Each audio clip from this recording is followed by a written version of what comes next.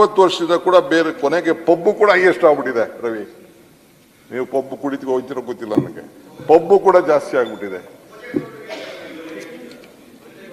So ಹಂಗೆ it has the highest number of, but at the same time it is A talent capital, knowledge city. ಇದು ಬ್ಯಾಂಗ್ಳೂರು ಅಂತ ಅಂದ್ರೆ ಒಂದು ದೊಡ್ಡ knowledge city. Health tourism ಕೂಡ ಇಲ್ಲಿ ಬಹಳ, ಹೊರಗಡೆ ದೇಶಕ್ಕೆ ಹೋದ್ರೆ ಜಾಸ್ತಿ ಕಾಸ್ಟ್ಲಿ ಆಗ್ತಿದೆ ಅಂತೇಳಿ. ಸೊ ಹಂಗೆ ಫ್ಯಾಷನ್ ಸಿಟಿ ಯಾರು ಅನ್ಕೊಳ್ಳಿ, ಗಾರ್ಡನ್ ಸಿಟಿ ಯಾರು ಹೋಗ್ಕೊಳ್ಳಿ. ಸೊ ಇದಕ್ಕೆ ಸಾಫ್ಟ್ವೇರ್, ಬರೀ ಸಾಫ್ಟ್ವೇರ್ ಒಂದೇ ಅಲ್ಲ.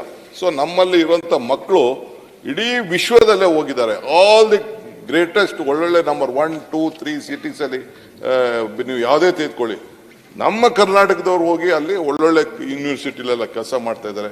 ನೀವು ಸಿಲಿಕಾನ್ ಸಿಟಿಗೆ ಹೋಗಿ, ಒಂದ್ಸತಿ ನೆದರ್ಲ್ಯಾಂಡ್ ಪ್ರೈಮ್ ಮಿನಿಸ್ಟರ್ ಬಂದಿದ್ರು, ನನ್ನ ರೀಸೆಂಟ್ ಆಗಿ ಬಂದು ನಮ್ಮ ವಿಧಾನಸೌಧದಲ್ಲೇ ಐ ಮೆಟ್ ಹಿಮ್. ಅವ್ರು ಹೇಳ್ತಾ ಇದ್ರು, ಇಲ್ಲಿ ನಾನು ಅಲ್ಲಿ ಎಲ್ಲಾರು ಅಮೆರಿಕಾಲ್ ಹೋಗಿ ನಾನು ಇನ್ವೆಸ್ಟ್ಮೆಂಟ್ ಮಾಡಿ ನಮ್ಗೇನಾರು IT ತೆಗೆದುಕೊಂಡು ಹೋಗೋದ್ ಬದಲು ಇಲ್ಲಿ ಬಂದು ಇನ್ವೆಸ್ಟ್ಮೆಂಟ್ ಮಾಡಿದ್ರೆ ನನಗೆ I am saving 30% of that in ಬ್ಯಾಂಗ್ಳೂರಲ್ಲಿ ಬಂದು ನಾನು ಬಿಸ್ನೆಸ್ ಮಾಡಿದ್ರೆ ಅಂತ ಒಂದು ಮಾತನ್ನ ಅವ್ರು ಹೇಳ್ತಿದ್ರು.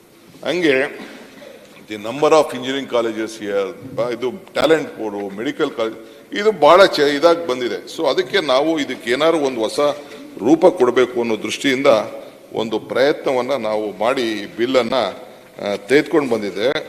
ಇನ್ನ ನಾನು ಬಹಳ ವಿಚಾರಗಳನ್ನ ಚರ್ಚೆ ಮಾಡಬಹುದು. ಚೀಫ್ ಮಿನಿಸ್ಟರ್ ಬೇರೆ ಉತ್ತರ ಕೊಡಕ್ಕೆ ಬಂದ್ಬಿಟ್ಟಿದ್ದಾರೆ ಇಲ್ಲಿ. I don't want him to wait for a long time.